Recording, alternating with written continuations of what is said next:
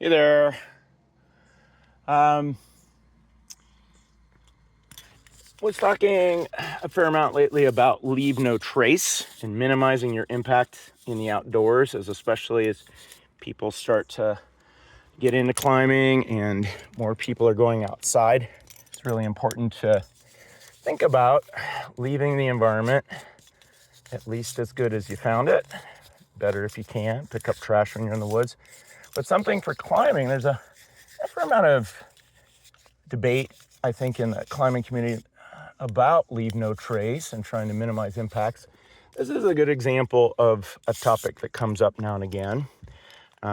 If you climb outside, it's not always the case that routes are climbed frequently. Sometimes they're dirty.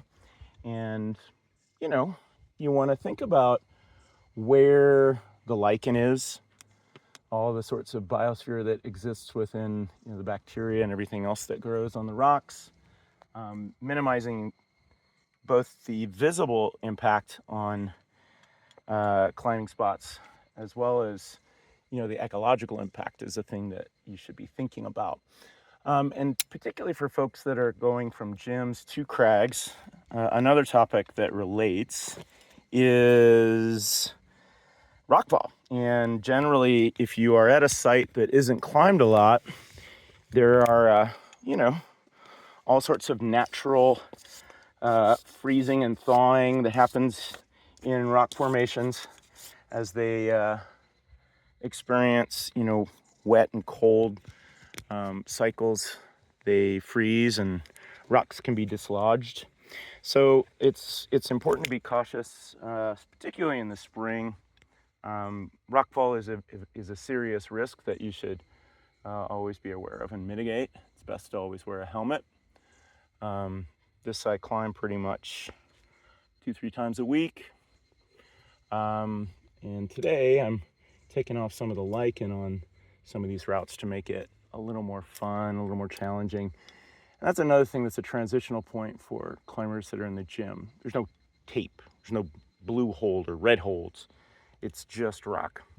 And so the kind of puzzle making of a route is actually part of the fun.